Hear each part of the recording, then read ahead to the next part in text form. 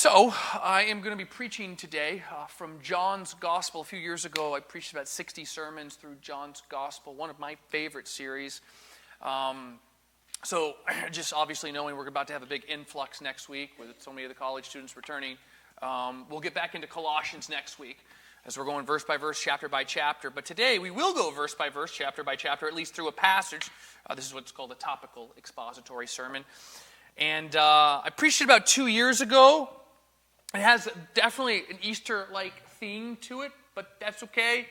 You can preach sermons that have Easter-like themes on days that are not Easter, including January. And so I hope today your heart will be encouraged, because I just think this is such a beautiful story right here. It's the story with Jesus and Pilate. I'll just kind of drop you into the middle of it. Effectively, what's going on is Jesus has just been betrayed by Judas, and they took him to the high priest Caiaphas, and now they've taken him to Pilate, and Pilate's having basically this kind of conversation with him, interrogating him just to try to discern and learn the truth.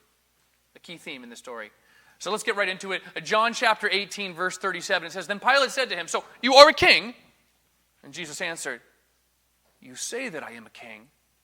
For this purpose I was born, and for this purpose I have come into the world, to bear witness to the truth. Everyone who is of the truth listens to my voice.'"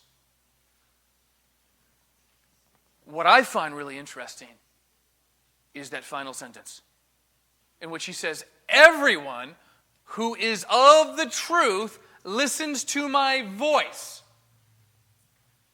In other words, the type of people, Jesus says, who listen to me, who listen to the truth, they do not listen because they're smarter. They do not listen because they are more intelligent, but rather they listen because they already are of the truth. That is, they already are belonging to the truth. Do you see that right there? It's interesting because I think we would naturally expect Jesus to say, all right, if you listen, you're of the truth. So you got to listen really carefully. I would expect him to say that, but he doesn't say that. He says, everyone who is. That means already. That's what is means, right? They're already there. Everyone who is of the truth listens to my voice. Truly an amazing statement. Like that's an amazing thing for Jesus to say. Sometimes when we read our Bibles, we can kind of read really fast, and we go over these monumental words and sentences and thoughts, and I don't want us to do that here. To say it another way, the prerequisite to be able to listen to Jesus' voice is someone who already, as in past tense, is of the truth. And this is a shocking revelation because we don't usually think this way. It's not really how our brains instinctively operate. As I already stated, we would almost expect Jesus to say to Pilate, "I'm going to say something to you, Pilate. And listen very closely, very, very closely. Because if I make a good enough argument, if I can persuade you well enough, and you really listen carefully, Pilate, and you respond, then you'll belong to the truth. You'll be a Christian." That's what we might expect him to say. He doesn't. In other words, the reason you or anyone else listens to Jesus doesn't follow a logical pattern owing to your own glory and accolades, but rather it follows a biblical pattern that gives God all the glory when you finally discover that you are truly able to listen to the voice of truth for the very first time.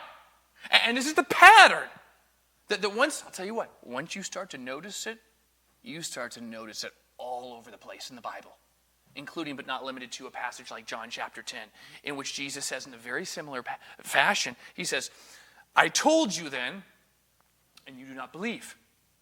The works that I do in my Father's name bear witness about me, but you do not believe." Now, here's the reason for their unbelief. "Because you are not among my sheep." Let that sink in for a moment. The reason they don't believe, back in John 10, because the people he's talking to, they're not among his sheep. This is really heavy. Really heavy. So I I want to go slow to make sure we process this together.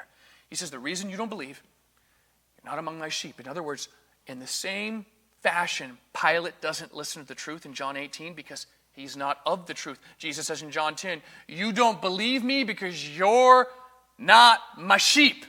And you think, okay, hold on. Let me work through this. Got it. So I just need to believe, and then once I believe, I'll be a sheep. Got it. That's how we naturally would think of the solution.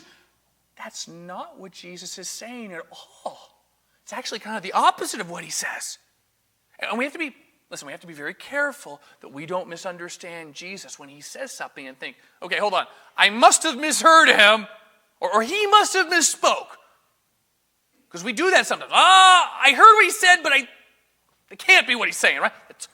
I struggle with that sometimes. And that's because it's not accidental that Jesus says this in John 10. In other words, the first thing that must happen in your life in order for you to listen, in order for you to obey, in order for you to believe, is not actually to listen, obey, or believe. That's not the first thing that has to happen. Just like with Pilate, the first thing is you need to be a sheep. But therein lies the problem. Because you can't be a sheep if you don't believe, because only sheep believe. Which means in order to believe, you first have to be a sheep. Because being a sheep in John chapter 10 is the prerequisite to believing. That's what I mean. It doesn't make a lot of logical sense. Because the way our mind works is usually in such a way that says, okay, I'm going to believe. My belief turns me or allows me now to be a sheep. Or with Pilate, if I listen, I will maybe then have the opportunity to believe the truth. And I think that makes logical sense. The problem is we're dealing with the creator of the universe who operates outside of our logical and rational understanding at times. Just like when Jesus talks to Nicodemus in John 3.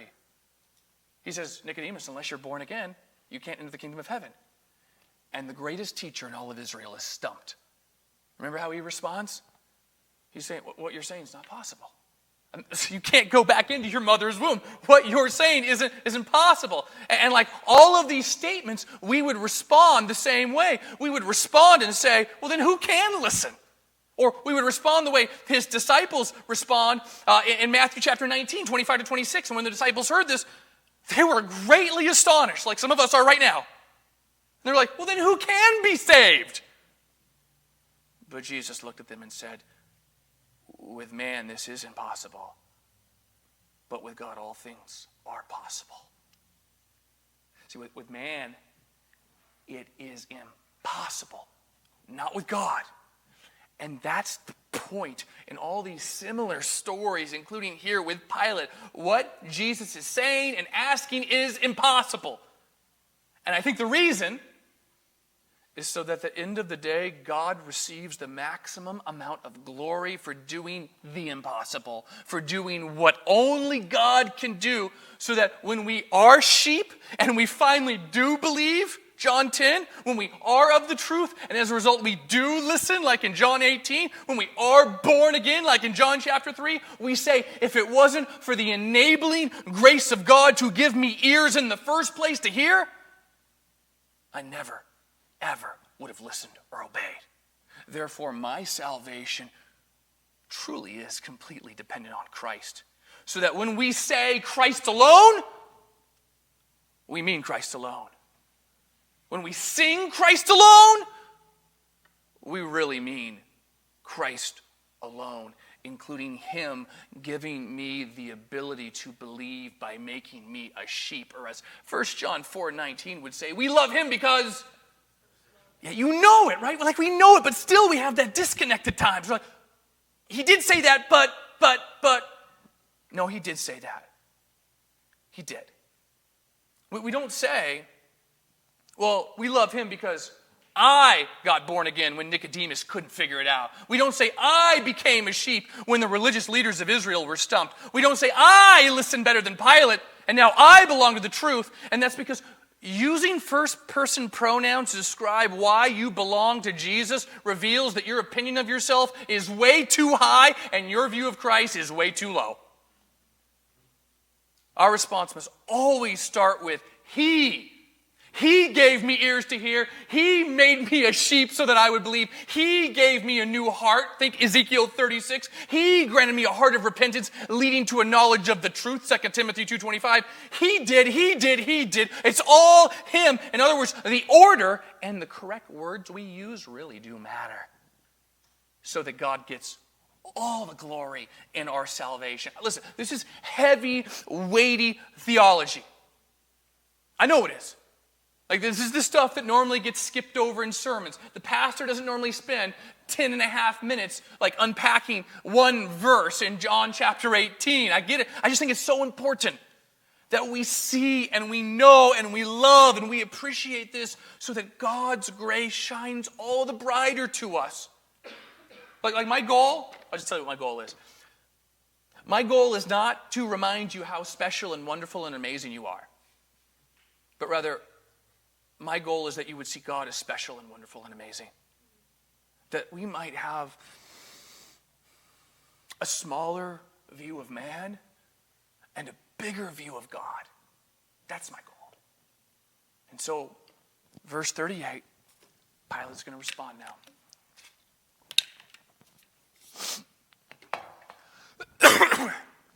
Pilate said to him, "What is truth?"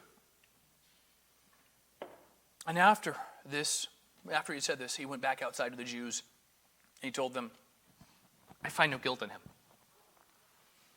Jesus just told him, "Everyone who is of the truth listens to my voice." And now Pilate's like, "Well, what is it actually?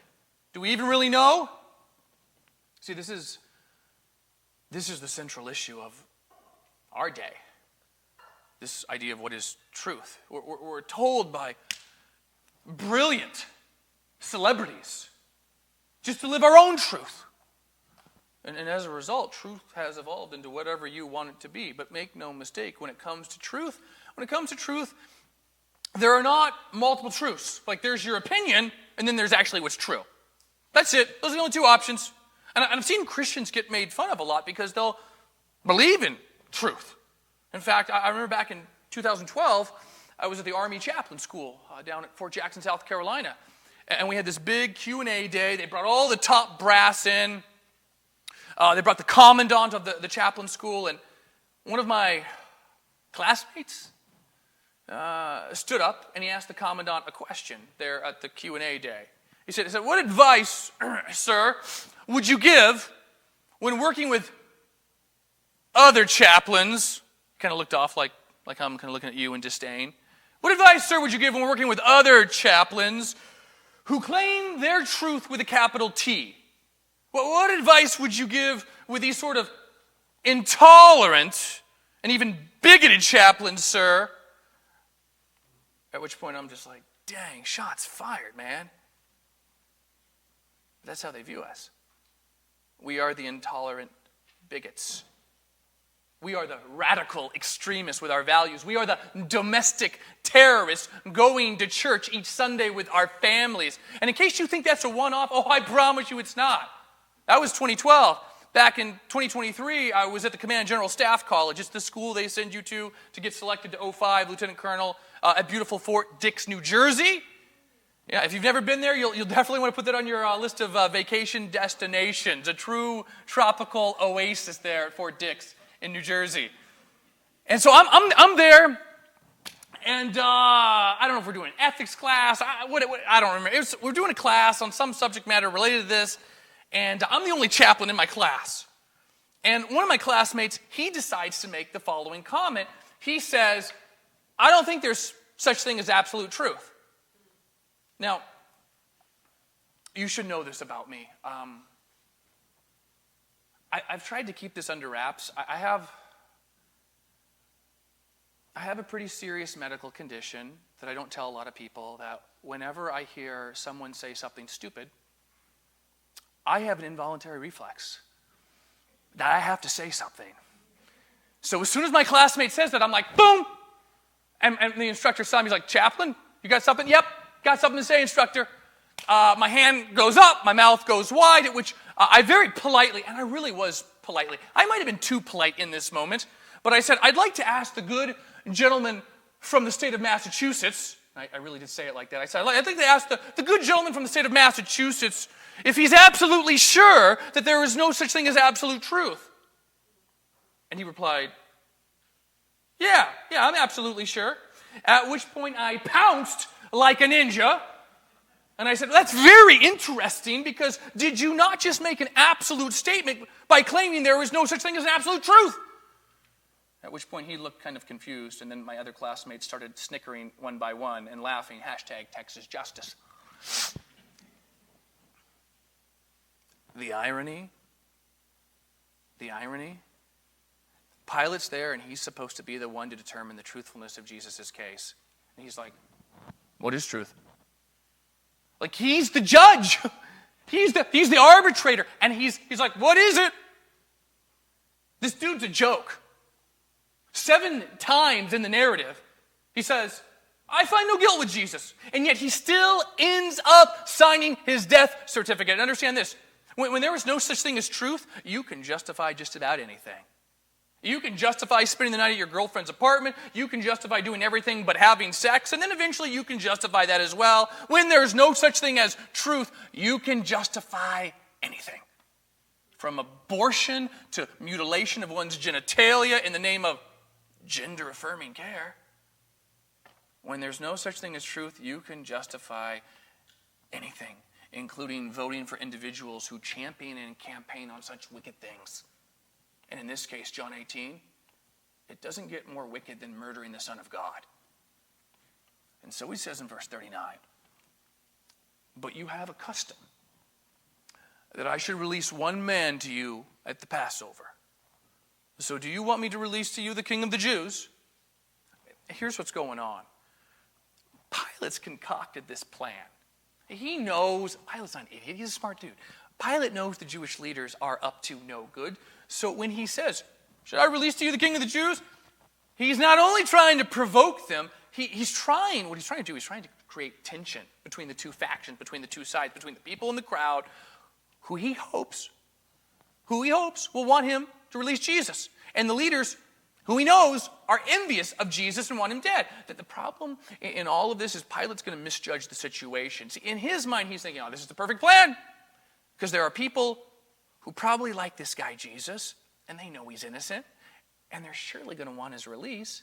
So I'm going to give them a choice. I'm going to create the illusion of control by giving them a choice, even though it's really no choice at all. Because, who in their right mind is going to pick this well-known criminal named Barabbas? And in the process, Pilate is hoping that he can then turn the people against their Jewish leaders and ultimately force the release of Jesus so that he can tell the Jewish leaders, listen, I just did what they wanted. They all wanted Jesus. I really wanted to, I wanted to get that guy. Maybe next time, right? That's what Pilate's trying to do here. Because no way in his mind they're going to call for Barabbas. Verse 40, but they cried out again, not this man, but Barabbas. Now Barabbas was a robber. And in all 4 canonical Gospels, they tell us a little bit about Barabbas. Very little about Barabbas, whose full name may have been Jesus Barabbas. There is a variant reading to support the longer name in Matthew 27, 16, and 17. But the problem for Pilate here, it really is the same problem for many of us. And that is sometimes we can think that we're more clever than we really are. And then we get served humble pie. See, the truth is sometimes the problem is that we're not as smart as we think we are. And instead of just doing or saying the right thing, instead of just being direct, since some situations do require it, we beat around the bush hoping that someone else will handle the situation. Even though, like Pilate, it's our responsibility to deal with it. But we don't want to deal with it. And so we leave it for someone else to come and clean up the mess and deal with the situation. And it says in chapter 19, verse 1 and 2, it says, then Pilate took Jesus and flogged him, and the soldiers twisted together a crown of thorns and put it on his head and arrayed him in a purple robe. Pilate's got this plan to release Jesus. It's backfired. So what does he do now? He could have just set him free, but he doesn't. So now he gets another opportunity. He gets a second chance. And he comes up with another plan. And the idea is, if he punishes Jesus a little, then hopefully that'll satisfy everyone involved and he'll be able to release him. And a lot of people will fall into this trap. They're like, well, I want to do the right thing, but I also want to make everybody happy. That's Pilate. That's Pilate. So Pilate's going to have him flogged. But from the context, the intention still seems to be with the goal of letting him go. And what you have to understand is that this is really significant, because flogging was administered by the Romans. It could take one of three forms. The first form was the fustigatio. This was a less severe beating meted out for relatively light offenses like hooliganism, often accompanied with a warning. And then you had the next level, level 2. It was the flagellatio. This was a brutal flogging administered to criminals whose offenses were more serious. And then, of course, the third level was the verberatio, the most terrible scourging of all. And this is the one that's typically associated with other punishments, including crucifixion. So horrible was this punishment, the third level of flogging, that Roman citizens were actually exempt from it. We see this in Acts chapter 22, 25. And it's the verberatio flogging where you hear about the whip. It had the leather thongs. It was fitted with pieces of bone or lead or other metal. The beatings were, of course, so savage the victim sometimes died as a result. Eyewitnesses even record that such brutal scourgings could leave the victim with their bones, even their entrails exposed. And so we're told that Pilate is going to have him flogged. We're not told which of the three floggings it was. And so what happens is we usually just assume it's the third. It's the third level of flogging. It's the verberatio, the most severe, because that's kind of what we're told growing up in the church. And while I believe that he does ultimately receive the level 3 flogging, I don't think he receives it at this exact point. And that's because it seems very difficult to imagine, based on everything that I've read, that any Roman prefect administering the verberatio before sentencing. And no sentencing has been passed at this point. That won't actually occur until we get to verse 13 of chapter 19. And in other words, if Pilate's goal at this point is still to let Jesus go, which verse 4 of chapter 19 I think makes that pretty clear, it makes very little sense that the verberatio would be the punishment implemented if he's still trying to let him go. Instead, I think it makes way more sense that Jesus receives the first tier of the flogging, the fustigatio, the lightest beating, with a warning. That's probably what's taking place here, because Pilate's trying to satisfy the mob. He's trying to release Jesus. And I think in his mind, he's thinking, if I beat Jesus a little bit, give him a warning, they're going to be content. I can appease them. I can make them happy. Which means not only does Jesus receive the initial flogging, but he would have received a second flogging, the wretched verberatio, after the sentence of crucifixion was passed in verses 13 to 16. And this also explains why he was too weak to carry his own cross very far. And so verse 3, it says this: they came up to him saying, "Hail, King of the Jews!" And they struck him with their hands. And the crown of thorns would have probably been twisted at this point. Long spikes. Could be up to 12 inches long, going into his head. And Pilate went out again, verse 4, and said to them, "See, I am bringing him out to you, that you may know I find no guilt in him." And so Jesus came out wearing the crown of thorns and the purple robe, and Pilate said to them, "Behold the man." See, even in this moment, Pilate's trying to set Jesus free. And that much is made clear by his statement saying he finds no guilt with him. Remember, he's going to say that 7 different times throughout the narrative, followed with this very ironic declaration, "Behold the man." In other words, Pilate is saying, here's the guy you're so worried about. Like, here's the guy you think is so dangerous. Here's the guy you think is such a threat. Can you not see for yourself how ridiculous your notion is? He's not dangerous, guys. He's harmless. And when the chief priests, verse 6, and the officers saw him, they cried out, "Crucify him! Crucify him!" And Pilate said to them, "Take him yourselves and crucify him, for I find no guilt in him." Pilate says, take him. But they can't take him because Pilate hasn't pronounced the official verdict. And so what we have here is a very frustrated response from Pilate, who's trying to make everybody happy. He tells them to take him. They can't take him. And he's so frustrated at this point, because now his second plan to release Jesus has failed. He tells them, listen, you bring him to me for trial? You bring him to me for judgment, and then when I offer my judgment, you won't actually accept it? Some of you guys know people like this. They come to you every time they're in crisis, every time they're having drama with a boy or a girl or a friend or family member. That they call you on the phone. Like, you know that they're in crisis even before you answer, because that's the only time they ever reach out to you. And then when you try to help them, they never actually listen to what you have to say. Ever. And at this point, Pilate is he's done. He's over it. And it says in verse 7, the Jews answered him, by the way, we have a law, and according to that law, this guy Jesus, he ought to die because he has made himself the Son of God. And when Pilate heard this statement, he was even more afraid. Pilate is brutal and harsh, but we get a glimpse of him in verse 8 that seems out of character. Doesn't seem to match up. And that's because up to this point, Pilate has really been more interested in putting the Jewish authorities in their place than standing up for justice. But now verse 8, it tells us that he's afraid. Okay, why? Why now? Why is he afraid when they make this statement here about Jesus being the Son of God? Why now? And what you have to understand is that it was not uncommon for many senior Roman officials to hold very superstitious beliefs. As the great Michael Scott would say, I'm not superstitious, I'm just a little stitious. And this is probably true for Pilate, which is causing him to be very, very afraid right now. Especially when you remember that in Matthew's gospel, Pilate's wife comes and tells him, while he was sitting on the bema seat, the judgment seat, she said, have nothing to do with this righteous man Jesus, for I have suffered much because of him in a dream. See, from Pilate's perspective, it's possible that Jesus could potentially be some sort of divine person.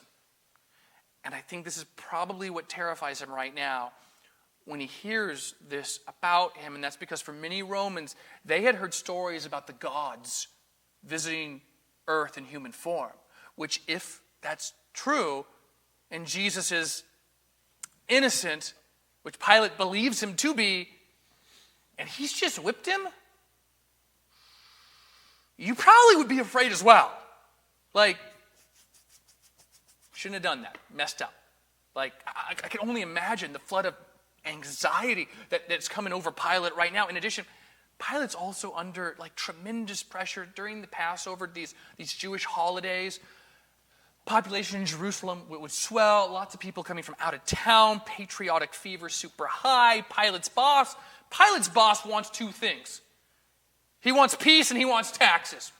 Doesn't really matter how, as long as those two things happen, peace and taxes, he's happy. And these festival times, these Jewish holiday times, like Passover, they're very, very dangerous. This is sort of like today where Homeland Security or the State Department, they'd issue a travel warning because this particular time, it's just heightened level for terrorist activity. That's the backdrop here. So if Pilate fumbles here, it could cost him not only his job and career, but his very life. And the truth is, for many of us, we often, like Pilate, have to make hard decisions.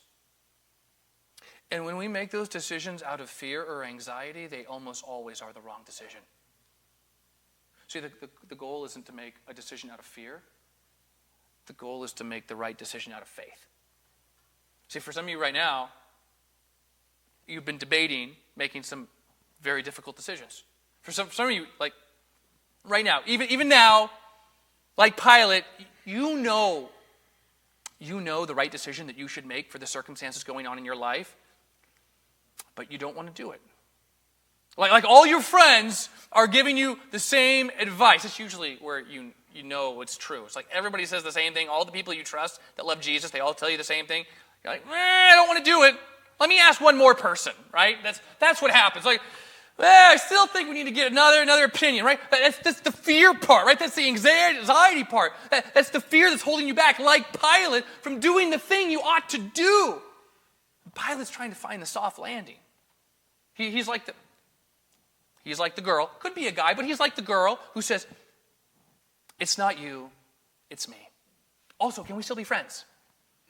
That's Pilate, right? He wants the soft landing. And the irony is the same fear that is keeping him from doing the right thing will ultimately ensure that he doesn't have a soft landing.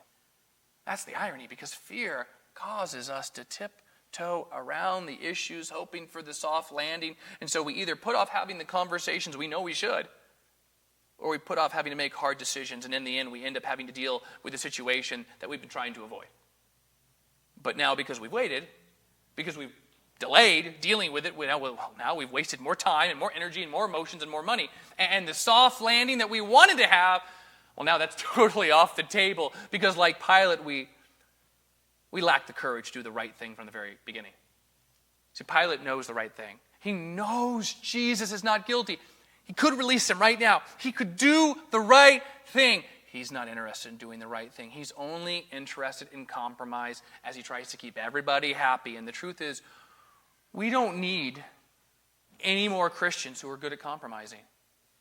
Like, we don't need any more Christians who have moral ambiguity, but rather we need more Christians, we really do, who won't compromise. We need Christians today who will stand up for what's true and what's right, because, see, we live in a world where so many people, they all want to be influencers, and the ironic thing is they don't even really care what they're influencing so long as they get to influence something, so long as they get people to like them, so long as they become popular.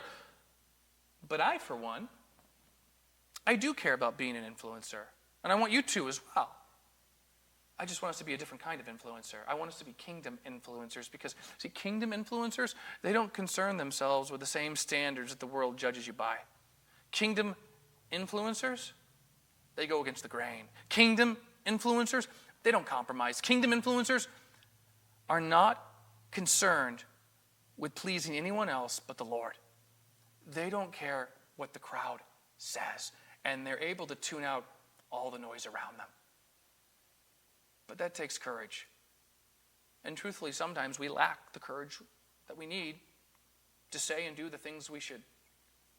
And I get that, because it can be scary. Do I speak up? Is this the time? Do I say something? In our own strength, I don't know that any of us would have the courage needed in those moments when we face them. But that's, I think, the whole point of the beginning of the story. I know someone who does, who can help, who can give you the courage that you need, that you're lacking. So that when you do follow through, when you do stand up for what's right and true, you say, man, I was awesome in that moment. All the pressure, think of that song, Under Pressure, right? Like, in that moment, when you come to the other side, you say, man, if it wasn't for God giving me just the right word, just the right thing to say in that moment, I probably would have looked like a buffoon. So that he receives all the glory all the time. Let's pray. Lord, we love you. Thank you for dying for us. Thank you for saving us. Thank you for rescuing us. Thank you for this beautiful, beautiful story, Lord, that just reminds us our salvation is totally dependent on you.